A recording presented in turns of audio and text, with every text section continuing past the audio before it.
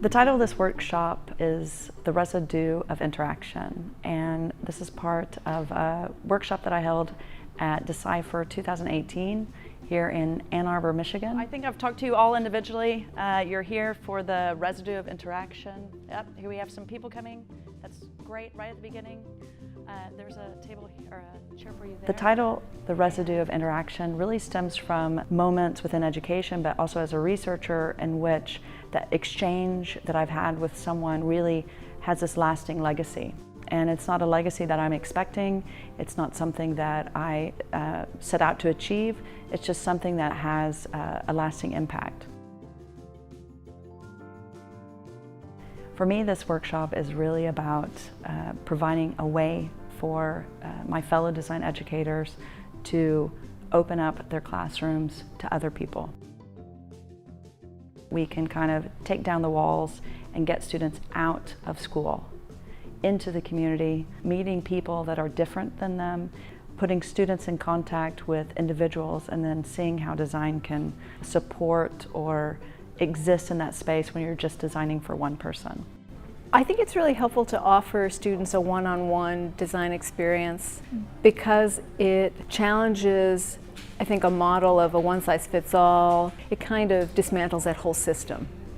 What this workshop first starts out is having the participants go through their own kind of background from where were these moments that they've had, that they've interacted with one person and they have this design insight that comes from this exchange. The second part of the workshop is looking at the cases from my PhD research. Some quotes, these are real quotes from students. You get to see one student's experience, who they met, what kind of project they made for this person, and also quotes in their own voice of what they thought about the process, what they're taking away, what it was like. So there's this kind of whole gamut about the kind of student's own experience through this. During the work that I was doing with my team, we talked about how we really weren't even discussing the end project or the end artifact that the designer had created. It was much more about the process that it had taken for them to create that, rather than like the old school way of thinking. Because you're going to own this project now, okay? If the student was in your class, then the idea is the participants kind of take ownership of that student. And so from there, they start breaking that down. What did the student get out of this exchange? What kind of learning outcomes, what human values were they kind of experimenting with in that space? To have students realize that they are taking the pulse of an interaction in time is very, very important. What comes next is us really looking at points of difference. How is this course different than perhaps other courses, or is it taught in a different way, or is the setup different? How does this difference perhaps kind of contribute to the kind of outcomes or the kind of experiences that the students are having?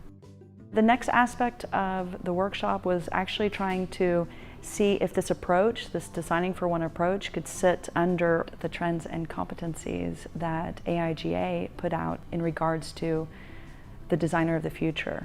2025 is not very far from now, okay? And so we all have to look at our curriculums and see, are we really trying to create designers that we want to work with in the future and that are going to extend the discipline?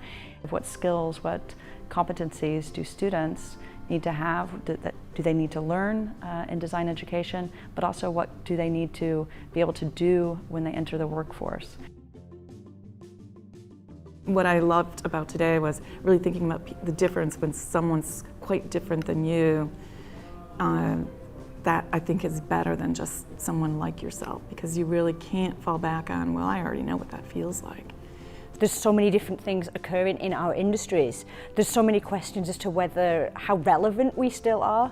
And I think today has made me evaluate that it's that emotional connection that still gives us our relevancy.